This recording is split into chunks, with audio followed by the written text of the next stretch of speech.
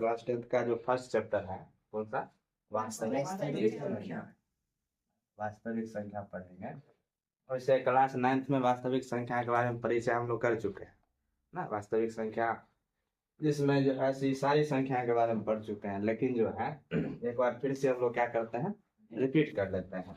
जैसे कि सबसे फर्स्ट में क्या है प्राकृतिक संख्या। तो प्राकृतिक संख्या जो होता है वह क्या सबसे पहले जो है सो बहुत सारा मान लो क्या कि जो है सो मार्कर है या फिर बहुत सारा कुछ है, जिसमें सबसे पहले जो है सो कौन कितना है, मान लो कि 2 गो है 4 गो है 10 गो है 1 लाख है 50 लाख कुछ भी है, वो कितना है ये पता था नहीं लोगों को। तो उसके लिए शुरुआत हुआ किसका गिनती का ना। तो गिनती शुरू हुआ, जैसे मान लो कि मेरे हाथ में 1 मार्कर है, तो 1 फिर 2 3 4 इस तरह से करते करते गिनती का जो है शुरुआत हुआ। तो इसलिए जो है हम लोग क्या कहते हैं कि गिनती की जो संख्या है, गिनती की संख्या कहलाती है प्राकृतिक संख्या। यानी कि गिनती कहाँ शुरू होता है 1 से। तो 1 2 3 4 ये सब का सब जो है अनंत तक जाएगा। ऐसा नहीं कि हम लोग बचपन में गिनती सीखे 1 से 1 से 100 तक तो कहेंगे 1 से 100 तक गिनती होता है ना।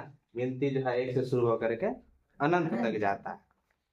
तो ये हो गया हमारा प्राकृतिक संख्या। अब क्या होगा कि जो प्राकृतिक संख्या है फिर क्या होगा कि मान लिया जाए कि जैसे कि मेरे हाथ में अभी 2 मार्कर है, अब इसको हटा लिया, अब कितना मार्कर है ना, पता ही नहीं था कि क्या है यहाँ पे।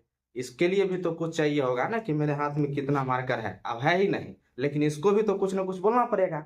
तो इसलिए जो है तो किसका खोज हो गया 0 का। तो क्या कहा कि गिनती की संख्या में अब 0 लगा दो तो पूर्ण रूप से जो है एक संख्या बन जाएगा, जिसको कहा गया पूर्ण संख्या। यानी कि कुछ नहीं है तो 0, फिर है 1 है 2 है 3 है 4, इस तरह से करते करते अपना संख्याएं आगे बढ़ता चला गया। तो इसको हम लोग क्या कर दिए पूर्ण संख्या, यानी कि गिनती की संख्या में 0 आ गया तो क्या हो गया पूर्ण संख्या।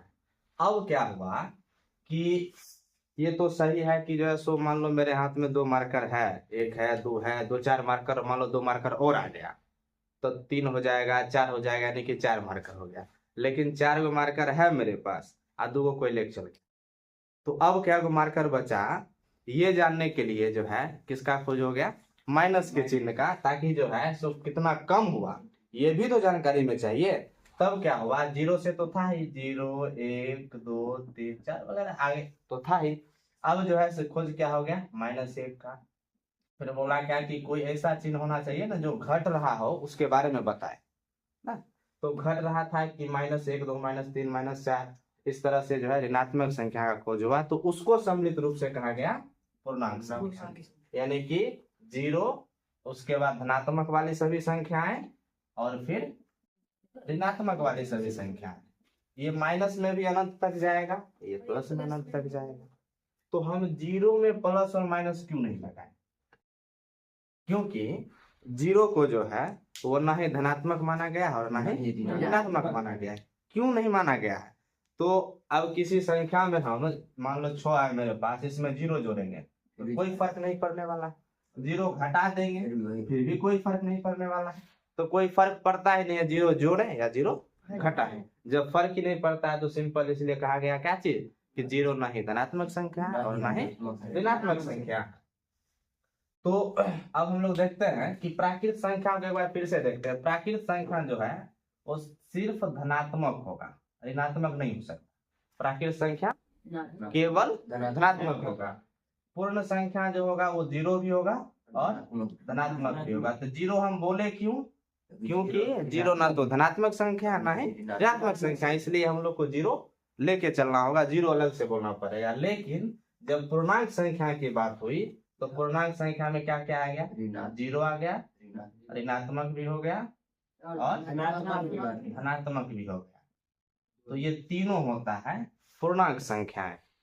उसके बाद आते हैं हम लोग परमेय संख्या पे। अभी तक क्या चल रहा था कि कोई जो संख्या है वो पूरा पूरा है, जैसे 1 है 2 है 5 है 10, ये क्या संख्या पूरा पूरा है। जैसे मान लो किसी को 10 सेब देना है तो 10 को सेब दे दिए, 5 को सेब दे दिए, 50 को सेब दे दिए।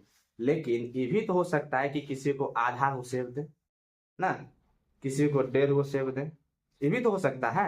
यानी कि कहने का मतलब ये हुआ कि अब जो है मान लो कि 1 सेब है, इसको 2 आदमी में बांटना है दो आदमी में बांटना है तो कितना हो गया 1/2, यानी कि आधा आधा सेब देना पड़ेगा ना, दो आदमी को आधा आधा देना पड़ेगा। अब जो है क्या हुआ, ये तो कोई संख्या है ही नहीं, हम जो अभी तक पढ़े कि गिनती की संख्या जो कंप्लीट संख्या है ना, 1 2 3 4 5 पूर्णांक संख्या में भी लेके आ गए, इसमें घटा दिए तो माइनस में लेके आ गए, लेकिन जो है अब तो आधा हो गया, यानी कि बटा के रूप में आ गया, अंश और हर के रूप में आ गया ना, आ गया। तो इसको जो है कहा गया कौन सी संख्या, परिमेय संख्या। अब इसको थोड़ा सा जो है सो गणित की भाषा में विस्तृत लेवल पे बताया जाता है और कहा जाता है कि जिस संख्या को हम लोग क्या करेंगे P/Q के रूप में लिखेंगे, वो संख्या जो है वो परिमेय संख्या कहला जाएगा। और जिसमें Q जो है वो 0 के बराबर नहीं होना चाहिए। Q मीन्स हर, ये हो गया हमारा अंश, ऊपर वाला अंश होता है, नीचे वाला हर होता है। Q जो है वो 0 के बराबर नहीं होना चाहिए। क्यों नहीं होना चाहिए वो अभी नहीं देखते हैं, ठीक है। जो है Q 0 के बराबर नहीं होना चाहिए, ऐसा हमें बताया गया। तो जैसे मान लो कि 5 सेब है और 10 आदमी में बांटना है, तो सीधा आधा आधा सेब सबको मिलने वाला है। इसी तरह से P/Q के रूप में जो भी संख्या आ जाएगा उसको हम लोग क्या कहेंगे, परिमेय संख्या। जैसे 4/5, 6/8, माइनस में भी होगा -10/10, ये भी कर सकते हैं। जैसे मान लिया जाए कि 6 जो है इसके बट्टा में 1 तो हम लोग लिख सकते हैं इजीली, ये जो है हमारा 6 जो है वो परिमेय संख्या भी। अच्छा 6 जो है वो प्राकृत संख्या भी है, पूर्ण संख्या भी है और पूर्णांक संख्या भी है, और साथ ही साथ परिमेय संख्या भी है। क्यों, तो 6/1 तो लिख सकते हैं, यानी कि 6 आम को एक आदमी में बांट दो, 6 का 6 दे दो ना। तो ये हमारा हो गया कौन सी संख्या, प्राकृत संख्या। ये ऋणात्मक भी होता है, -10/5 भी लिख सकते हैं, -8/18 भी कर सकते हैं। तो ये सब का सब क्या है, परिमेय संख्या। बस एक बात का ध्यान रखना है कि हर जो होगा यानी कि Q जो होगा वो Q 0 के बराबर नहीं होना चाहिए। मतलब ये कि परिमेय संख्या भी धनात्मक भी होगा, 0 भी होगा और ऋणात्मक भी होगा। अच्छा 0 क्यों होगा, तो 0 को तो हम लोग ऐसे लिख सकते हैं ना, 0/1 0 ही रहने वाला है, 0/2, यानी कि मान लो ना कि 0 हमको एक आधे में बांटना है तो कुछ मिला ही नहीं उसको, बेचारा वैसे ही रह गया। 0 हमको 2 आदमी में बांटना है, कुछ नहीं मिला। 0 सेब को 50 आदमी में बांटना है, किसी को कुछ नहीं मिला ना। तो इस तरह से हम लोग 0 में किसी संख्या से भाग देते हैं तो क्या रहता है 0, इसलिए ये कौन सी संख्या है, परिमेय संख्या। अब बात करते हैं हम लोग क्या हुआ कि अपरिमेय संख्या। तो कुछ संख्या ऐसी थी जिसको जो है ना P/Q के रूप में नहीं लिखा जा सकता था। जैसे कुछ संख्या ऐसा था जिसको P/Q के रूप में नहीं लिखा जा सकता था, इसको हम लोग नहीं लिख सकते P/Q के रूप में। जैसे कि √3, तो कहोगे √3/1 तो सर जी लिख देंगे ना, लेकिन √3/1 नहीं लिखेंगे, √3/1 करेंगे तो √3 का मान आना चाहिए कुछ, √3 का मान 1.732 और आगे बढ़ते जाता है, रुकता ही नहीं है। तो इस तरह से जो है जैसे कि √4, अब √4 की बात करेंगे तो √4 का वर्गमूल निकल गया पूरा पूरा, कितना 2, अब 2 ना गया तो 2 तो हो गया हमारा परिमेय संख्या। तो ये परिमेय संख्या है, जबकि ये परिमेय संख्या नहीं है। ये कौन सी संख्या है, अपरिमेय संख्या है। इसलिए जो है सो एक और भी डेफिनेशन दिया जाता है अपरिमेय संख्या का, कि वैसी संख्या जिसका पूरा पूरा वर्गमूल नहीं निकलता है उसको हम लोग क्या कहते हैं, अपरिमेय संख्या। जैसे √2, √3, √5, √7, फिर √9 नहीं कर देना, √9 का वर्गमूल 3 होता है। ये 9th में हम लोग डिटेल्स में पढ़े थे सब के सब, कि जो है √9 एक परिमेय संख्या है, √16 भी परिमेय संख्या है। अच्छा एक बात और आता है, पाई। पाई जो है ये अपरिमेय संख्या है, और हम लोग सुने हैं कि पाई का मान होता है 22/7, वो परिमेय संख्या है। अच्छा 22/7 ही तो बटा के रूप में आ गया, P/Q के रूप में है, Q 0 के बराबर नहीं है, तो ये कौन सी संख्या, परिमेय संख्या। लेकिन पाई जो है वो अपरिमेय संख्या है, तो पाई बराबर नहीं होता है 22/7, पाई बराबर 22/7 नहीं होता, पाई का मान लगभग होता है 22/7, लगभग 22/7 होता है, पाई का मान लगभग 22/7, ना कि 22/7। इसीलिए पाई जो है वो कौन सी संख्या है, अपरिमेय संख्या। इसको अपरिमेय संख्या की श्रेणी में रखा गया है। उसके बाद आते हैं हम लोग अब कौन सी संख्या, वास्तविक संख्या। बोला कि जो है तब तुम क्या करो कि परिमेय संख्या और अपरिमेय संख्या दोनों को मिला दो, वही हो जाएगा वास्तविक संख्या। तो अब हम लोग क्लास 10th में जो है इसी वास्तविक संख्या के बारे में पढ़ेंगे कि इसका क्या क्या उपयोग हम लोग कर सकते। चलो देखो, अब हम लोग जो है थोड़ा सा आगे बढ़ते हैं, जिसमें है पहले समझते हैं। अब पढ़ना तो है यूक्लिड विभाजन प्रमेय का, लेकिन देख लेते हैं पहले प्रमेयिका क्या, ठीक है ना। ये जो प्रमेयिका है ये क्या है, तो कहा क्या है कि प्रमेयिका जो है एक सिद्ध किया हुआ कथन होता है, और इसका उपयोग करके हम लोग किसी दूसरे कथन को सिद्ध करते हैं, बस यही है ना। दूसरे कथन को सिद्ध करने के लिए प्रमेयिका का उपयोग करते हैं। अब देखते हैं, उसी से आगे बढ़ के आया है यूक्लिड विभाजन प्रमेयिका, यूक्लिड्स डिवीजन लेमा। कहा क्या कि दो धनात्मक पूर्णांक लेना है। पूर्णांक कैसा चाहिए हमें? धनात्मक पूर्णांक चाहिए, ए और बी। कोई दो धनात्मक पूर्णांक ले लेते हैं, मान लेते हैं क्या कि जैसे ले लेते हैं 10 और एक ले लेते हैं 8। चलो कोई दो धनात्मक पूर्णांक ले लेते हैं। ए और बी दिए रहने पर ऐसी अद्वितीय पूर्ण संख्या है Q और R विद्यमान है। क्या आना चाहिए? Q और R। तब ये जो तरीका है A बराबर बी क्यू प्लस आर, और R greater than equal to 0 और लेस देन B, इसके बारे में अभी हम लोग देखते हैं। जैसे मान लेते हैं कि दो संख्याएं ले लिए हैं, एक ले लिए हैं 10 और एक ले लिए हैं 8। फिलहाल उल्टा लेते हैं, थोड़ा सा आगे जाएंगे तब 10 8 वाला समझाएंगे क्या है। ले लेते हैं एक संख्या 8 एक संख्या 10। क्या करते हैं इसमें कि दो संख्या लेना है। मान लेते हैं कि ये जो है 10 है वो A है, और ये 8 जो है ये B है। करते हैं क्या करते हैं कि 8 से जो है हम 10 में भाग लगाए, तो कितना होगा? 8 इकाई 8, बचेगा 2। ठीक है, इसमें क्या है, ये जो 2 बच गया इसको हम लोग कहने वाले हैं शेषफल। ये एक जो है ये है हमारा भागफल, ये जो है वो है भाज्य, और 8 जो क्या है भाजक। यानी कि भाजक को हमेशा हम लोग बी लिखने वाले हैं, इसमें भाज्य को ए लिखने वाला है।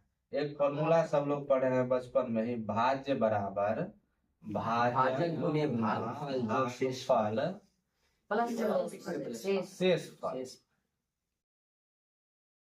ना। इसी में भाज्य को क्या कहा गया? ए बराबर भाजक को बी, भागफल को हम लोग क्यू कहते हैं, और शेषफल को ए बराबर बी क्यू प्लस।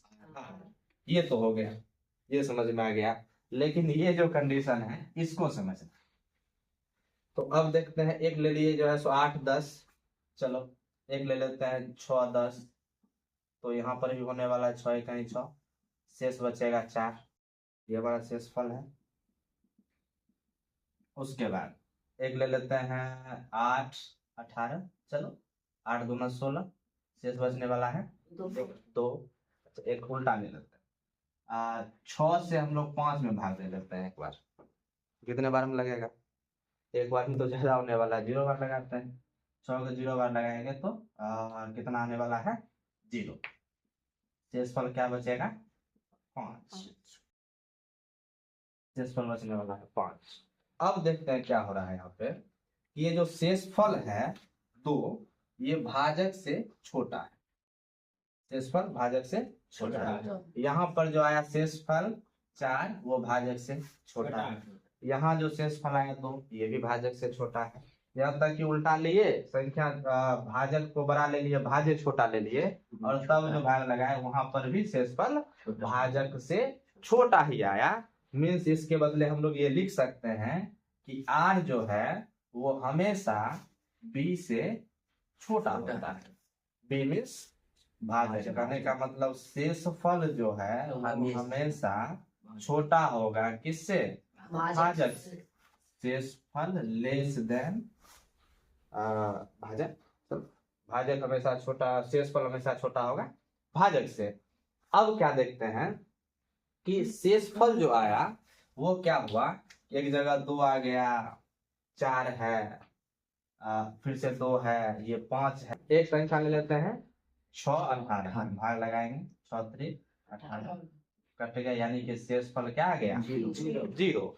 मीन्स शेषफल जो अभी आ रहा है वो शेषफल 0 भी आ रहा है, 1 भी आ रहा है, 2 आ रहा है, 3 आ रहा है, आगे बढ़ते जा रहा है। शेषफल सबका सब धनात्मक आ रहा है, लेकिन वो 0 से 0 भी आ रहा है और 0 से बड़ा भी आ रहा है। मीन्स r जो है r वो 0 से बड़ा और 0 के बराबर होगा, यही हुआ। तो शेषफल के बारे में हम लोग 2 चीज देख लिए कि शेषफल हमेशा भाजक से छोटा होगा और शेषफल जो है वो 0 भी हो सकता है और 0 से बड़ा भी होगा, माइनस में नहीं जाने वाला, क्योंकि हम लोग ऑलरेडी धनात्मक लेके बना चुके हैं। जो है शेषफल वो ऋणात्मक नहीं होगा। अब इस सबको सम्मिलित रूप से लिखते हैं। आर के बारे में हम बोल रहे हैं, यहाँ भी आर के बारे में ही बोले, यहाँ भी आर के बारे में बोले। आर के बारे में क्या बोले कि भाजक यानी बी से छोटा होगा, ये बी से छोटा होगा। और आर जो है वो 0 से बड़ा होगा, यानी कि 0 से क्या होगा, बड़ा और 0 के बराबर होगा।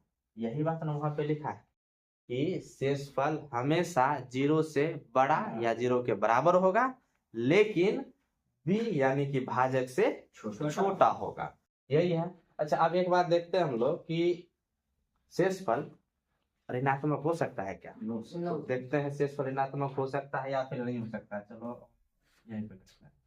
6 है, यहाँ पर 16, तो 6 3 18 लगा देते हैं, माइनस तो आ गया। अच्छा, हम लोग इस फॉर्मूला को बैठाने वाले हैं, अगर भाज्य बराबर भाजक, भाज्य बराबर भाजक में भागफल जो शेषफल पर बैठाएंगे तो उससे भी हो जाएगा। देखो 6 3 18 में 2 घटाएंगे तो 16, लेकिन ये पॉसिबल नहीं है रियल लाइफ में, क्योंकि हम जो है, मेरे पास मान लो कि 16 गो आम है और उसको उसमें से 18 गो आम को किसी को कैसे बांट सकते ना। मेरे पास आम 16 है और 18 को कैसे बांटेंगे, जितना है मेरे पास उतना ही ना बांटेंगे। इसीलिए यानी कि 16 को ही 6 आदमी में बांटना है, क्योंकि है मेरे पास 16, न कि 18 को बांटेंगे, तो वो लाएंगे कहाँ से। इसीलिए कभी भी जो है शेषफल वो ऋणात्मक नहीं होता है। क्योंकि हम लोग इसको साइड से पढ़ लिए हैं, क्योंकि हमको पहले से बोला गया है कि 2 संख्याएं और भी लेना है, वो संख्या धनात्मक होना चाहिए, इस वजह से।